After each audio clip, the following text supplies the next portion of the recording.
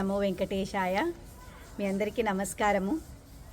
మీకు ఎప్పుడైనా నేను చెయ్యలేను, నాకు అవ్వదు, ఓటమి వస్తుంది ఇలాంటి దాంట్లో అని అనిపించినప్పుడు మీకు మంచి టీం ఉండాలి, మంచి జనాలు మీ చుట్టూ ఉండాలి. మీ చుట్టూ మంచి జనాలు ఉన్నప్పుడు మీరు అప్పుడు ఏదైతే చెయ్యను అని వెనక్కి జరుగుతారో. అయితే నేను 800 మీటర్స్ 800 మీటర్ల పరుగుడులో కాంపిటీషన్లో నేను చెయ్యలేను, నాకు అవ్వదు, నేను రోజు ఎక్సర్సైజ్కి వెళ్తాను, ఫిట్నెస్ ఫ్లోర్కి వెళ్తాను, జిమ్కి వెళ్తాను, అక్కడ మాత్రమే నాకు బాగా వస్తుంది, నేను ఇక్కడ ఆన్ గ్రౌండ్ అంటే గ్రౌండ్ పైన ప్రాక్టీస్ లేదు, నాకు రాదు అని నేను వెనక్కి జరిగినప్పుడు అప్పుడు వస్తుందండి టీము. మన టీము, మనతో వాళ్ళు ఉండేవాళ్ళు ఎంత సపోర్ట్ చేస్తే మనం ఎంత అచీవ్ అవ్వగలము అనేది అలాంటి ఒక టీము నాకు ఉంది, భగవంతుడు ఇచ్చాడు. సో అలాంటి ఒక మా అథ్లెటిక్ అసోసియేషన్లో దాంట్లో అసోసియేటెడ్గా ఉన్నాను.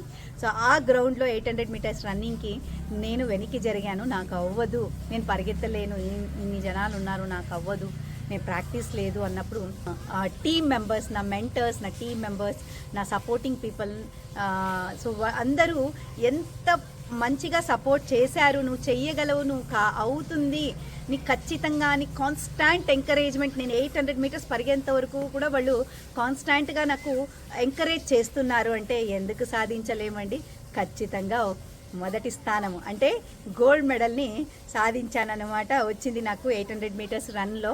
అలాగే కన్నా రిలేలో చూస్తే 400x4 రిలే అది. సో 400 మీటర్స్ రౌండ్ తిరగాలి. ఆ రిలేలో కూడా ఇచ్చిన ఉత్సాహంతో సెకండ్ ప్లేస్ రావడం జరిగింది మా టీంకి.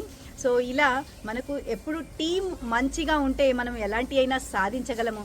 మనలో ఉండే కేపబిలిటీని కూడా వాళ్ళు గుర్తించి బయటికి తీస్తారు. మనకు కొంచెం డౌన్ అయినప్పుడు వాళ్ళు చాలా సపోర్ట్ చేస్తారు. అటువంటి ఒక టీంతో మీరు బాండింగ్గా ఉండండి.